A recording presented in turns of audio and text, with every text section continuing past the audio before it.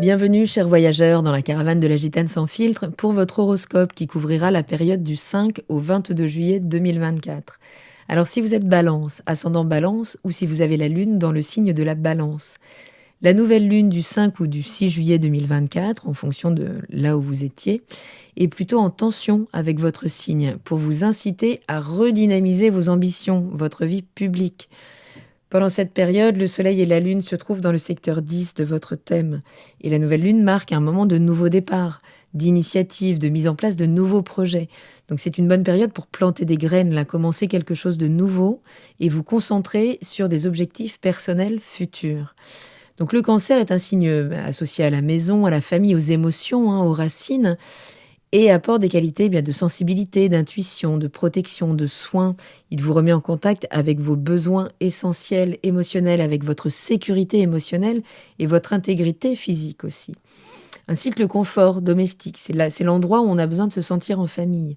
Donc la maison 10, c'est le milieu de ciel, le point le plus haut de votre thème. Donc il y a la carrière, la réputation, la réalisation, la vocation aussi. C'est la maison où se jouent donc vos ambitions de reconnaissance et du rôle également que l'on joue dans la société. Donc là, il pourrait y avoir des nouveaux départs, des changements de carrière.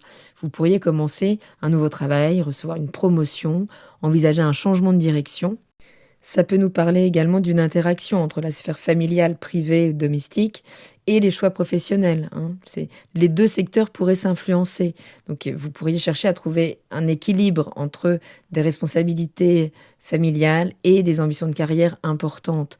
L'idée, c'est vraiment là de faire confiance à votre intuition qui va vous guider pour pouvoir trouver plus de sens, plus de satisfaction émotionnelle dans vos ambitions.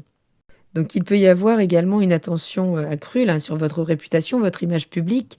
Vous pourriez travailler sur la façon dont vous êtes perçu par les autres aussi au niveau professionnel.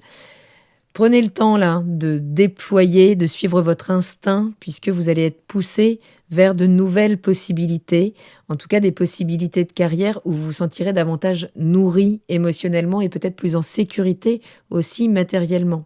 C'est par défaut un secteur dans lequel vous placez déjà beaucoup d'affect. Vous pouvez cultiver une forme de nostalgie, parfois même de la rancœur, parce que vous êtes facilement blessé dans vos émotions dans ce secteur.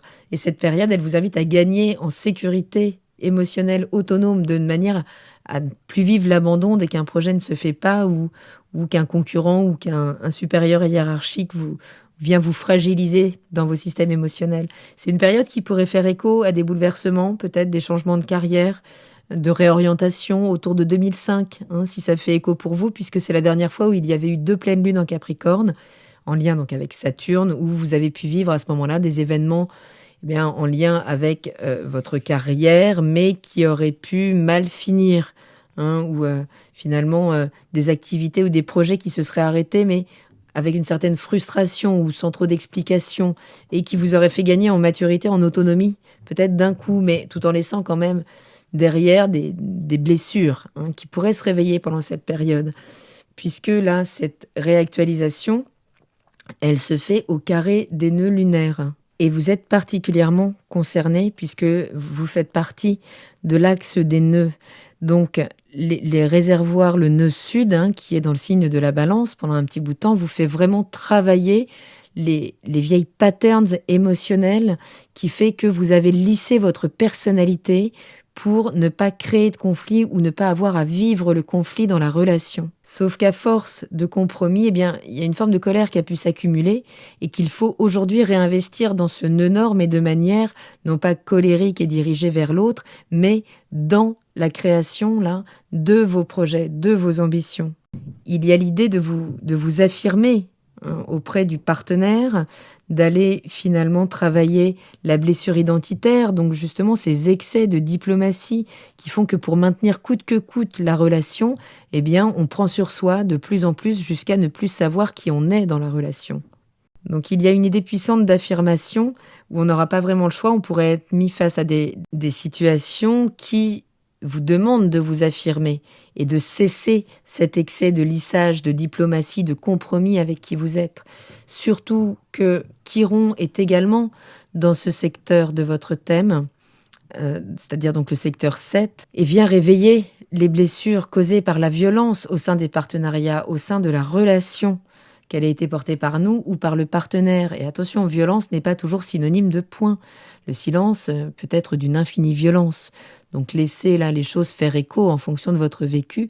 Mais il y a l'idée, la nécessité de se défaire d'habitudes, de trop, de compromis dans la relation.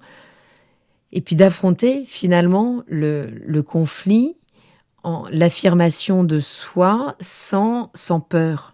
Puisque le transit de Pluton au carré de la Balance vous a permis quand même, dans la douleur, pendant un petit bout de temps, mais à vous défaire de systèmes en lien avec les racines familiales qui avaient pu étouffer, qui vous étiez justement, si la violence avait été vécue au sein de la famille, ne serait-ce que dans une violence pas forcément formulée, mais en tout cas cette violence ressentie vous a fait lisser, trouver finalement en vous le perpétuel compromis pour que la relation ne bascule pas dans le conflit.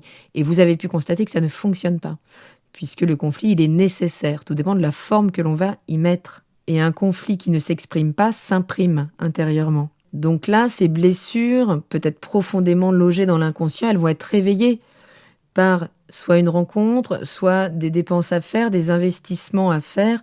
En tout cas, Vénus va venir au carré, là, réveiller cette blessure. Donc il y a une affirmation à faire au sein du couple pour pouvoir s'offrir un nouveau potentiel au niveau professionnel. Puisque Vénus est également en Cancer jusqu'au 11 juillet, donc dans ce secteur de la carrière, des opportunités.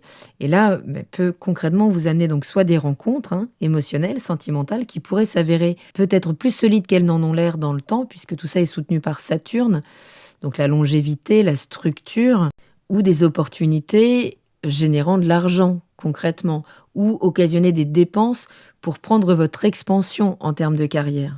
Mais dès le 12, vous pourriez être confronté à des émotions plus fortes, pendant que la Lune rentre dans votre signe et que son maître, donc Vénus, passe en Lion et s'oppose à Pluton, le gardien des enfers, là, de nos souterrains les plus pulsionnels. Donc on attache sa ceinture quand même pendant ces 2 jours.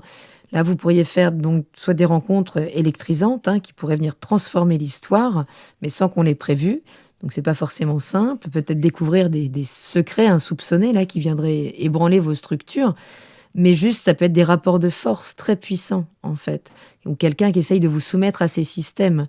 Donc, c'est une période qui est initiée au nœud lunaire, donc qui va demander de toute façon de vous affirmer, de vous faire sortir des excès de compromis et de pouvoir, vous affirmer dans la relation, dans le partenariat, peut-être au niveau des affaires de justice. En tout cas, l'idée, c'est d'en finir justement avec l'injustice. Donc, ce nœud nord, ce Chiron, en plus, sont maîtrisés par Mars, qui demande de passer à l'action, action qui s'accélère jusqu'au 15 juillet, vous pourriez sentir les choses venir, même si ça se passe en coulisses, puisque ça se passe dans le secteur 8 de votre thème, le secteur des transformations profondes, des héritages, de tout ce qui est caché, alors de tout ce qui est caché et qui recèle nos pulsions, donc ça peut être des relations sexuelles cachées.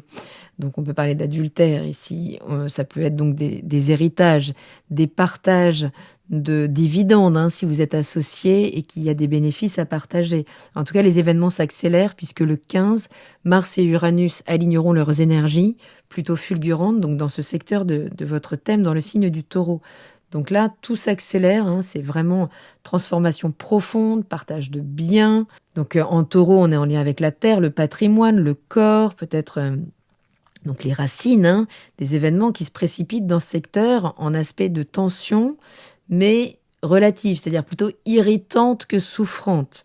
Mais ça pourrait être quand même assez remuant émotionnellement autour du 17, quand la Lune, donc en Scorpion, arrivera en face exactement de cette conjonction Mars-Uranus. Donc Uranus, c'est la voiture de course qui vient créer les changements dans notre vie. Mars, c'est l'accélérateur. Il faudra vraiment là utiliser l'énergie de Saturne qui vient soutenir aussi Vénus, donc qui nous soutient dans nos valeurs, dans ce que l'on vaut, mais en tout cas qui vient offrir là son soutien au quotidien pour amener une certaine résistance, un sang-froid et savoir freiner quand il faut pour ne pas que ce bolide se prenne un mur en fait. Il y a comme un virage à négocier, mais comme les choses se jouent un petit peu à l'arrière-plan en maison 8, c'est pas forcément simple, mais vous sentirez les choses. Hyper important là de rester connecté à votre intuition, puisque Neptune l'a chargé un petit peu en ce début de mois. Apprenez à toujours mieux gérer vos émotions, Parce que l'idée, là, c'est de mettre en place des projets concrets, de peut-être négocier un virage ou un bras de fer avec le partenaire ou avec les ambitions, mais l'idée, c'est de nourrir un nouveau cycle hyper satisfaisant. Parce que là, à force d'oser vous affirmer dans la relation sans violence, ni sans tolérer la violence en face de vous, eh bien vous pourriez retrouver beaucoup plus de fluidité dans votre quotidien en menant à bien des projets qui vous tiennent à cœur, sur lesquels vous saurez vous imposer, en comptant sur des soutiens solides, peut-être des bons conseillers, peut-être votre spiritualité, ou peut-être d'ailleurs si vous souhaitez développer une activité dans le bien-être, ou le mieux-être plutôt, mais là vous pourriez voir la réalisation de vos rêves vraiment en mars 2025, concrètement, quand le Soleil viendra toucher la longitude de Saturne, mais vous pourriez déjà en avoir les prémices à la fin de ce mois de juillet, quand la Lune arrivera sur cette même longitude, et vous pourrez sentir, en fait, si ce que vous avez nourri est tangible, et vient nourrir vos systèmes de sécurité émotionnelle, mais pas que, pour mener les choses à bien et avec un peu de résistance, de constance, de rigueur. Donc avec Saturne, eh bien vous pourriez vraiment toucher là vos désirs de sécurité en tout point en mars 2025. Voilà voyageurs, je vous remercie pour votre écoute, pour votre soutien. Prenez bien soin de vous pendant cette période qui pourrait être un peu tendue, mais qui vient libérer un potentiel. Je vous embrasse, je vous dis à très bientôt dans la caravane de la Gitane sans filtre. Salut!